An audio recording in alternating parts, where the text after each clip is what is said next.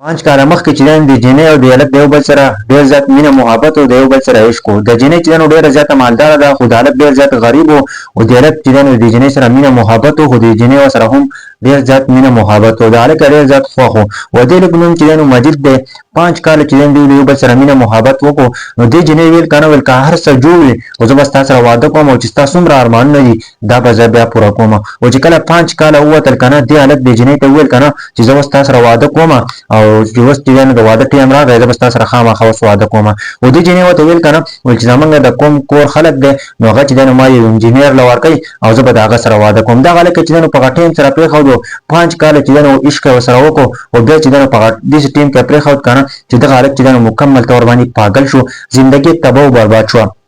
دې جنۍ چې کله د انجینر سره واده وکړو او چې کله واده وشو 3-4 میاشتې پس چې دی نو هغه انجینر چې دی د روډ په اکسیډنټ کې هغه د دنیا نه مکمل طور باندې لاړ، هغه د دنیا نه رخصت شو. چې کله انجینر د دنیا نه رخصت شو نو دې جنۍ چې دی نو بله څه لاره نه وه، نو دې جنۍ ولګېده او بیا په دغه هلک پسې تله. خو دا هلک پاگل شوی دی، دغه هلک خواله به تلله دا به چېرته په یو کوڅو کې و، دغه هلک خواته به چې دی نو ګاډی ودراوه، د جنۍ غټ ګاډی ورسره و او خوراک به ورله ورکړو او څه پیسې چې دی نو هغه به ورله ورکولې او دغه هلک خواته به ناسته وه که نه چې دا هلک زما سره څه خبرې وکړي چې دا چې دی نو ما ته سکون میلاو شي. او دغه هلک چې دی نو دغه به ورته یوه خبره نه کوله، دا جنۍ به بیا لاړه که نه او دغه هلک سره به چې دی نو ناسته وه او دغه هلک به ورسره بیا خبرې نه کولې. ځکه آیا په دې کې ګناه د چا ده؟ ځکه چې هلک زندګي تباه و برباد کړله. 5 کاله د هغه سره چې دی نو عشق او مینه محبت وکړو او چې کله د واده ټایم راغی نو هغه جنۍ چې دی نو د خپل کور خلکو خبره ومنله او د یو بل کس سره واده وکړو او د هلک زندګي تباه و برباد کړله. هغه چې دی نو اوس په کوڅو کې ګرځي یو پاگل دی.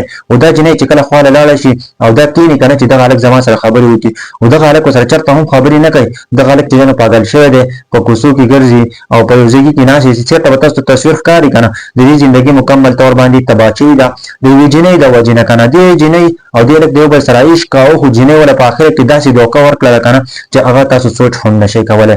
په دې ویډیو کې زموږ دپاره ډېر زیات ښکلی مطلب او مقصد دی. کوشش کوئ که نه د جنکو سره مینه محبت هم کوئ او ځان دومره مه خرابوئ که نه چې ستاسو زندګي بیا تباه و برباد شي.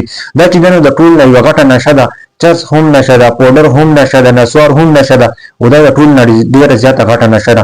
که په دې کې چېرته ته پیل شوې نو ته به مکمل طور باندې ستا زندګي تباه و برباده شي او ستا زندګي به ټوله خرابه شي که نه. اوس تاسو سوچ وکړئ د سیټه به تاسو ته تصویر ښکاري، یو طرف ته جنۍ تصویر دی بل طرف ته چې دی د دې هلک تصویر دی او د هلک زندګي تباه شوه. که تاسو د جنۍ وګورئ که نه د جنۍ به چې دی نو بل کس ته واده شي بیا به ښه خوشحاله وي. اوس خو زه د هلک خواله ځي ځکه چې اوس یې ورسره هغه مینه محبت شته دی او بله ورځ به واده شي او بیا به چې دی نو هغه زندګي په خوشحالۍ باندې تېره کړي او بل طرف ته د هلک زندګي چې دی نو هغه یې تباه و برباد کړې ده. هغه چې په کوم حالات کې دی نو تاسو سوچ هم نشئ کولی. هغه یو پاگل شوی دی، هغه زندګۍ نه مکمل طور باندې وتی دی ملګرو. نو عشق یو داسې مرض دی که نه یو داسې بیماري ده چې دا چاته ولګي که نه د هغوی زندګي تباه و برباد شي. بیا چې کله جنۍ کې لاړه شي که نه نو تاسو سوچ هم نشئ کولی ملګرو. ویډیو د نورو ملګرو سره شیر کړئ. نن سبا چې څومره کسان زما ویډیو ګورئ هغه ورسره شیر کړئ. هغه کسان چې کم کسان عشقونه کوي په عشقونو کې بیا پیل شي اکثر چې سګرټ شروع کړي، نسوار شروع کړي او داسې غټې غټې نشې شروع کړي.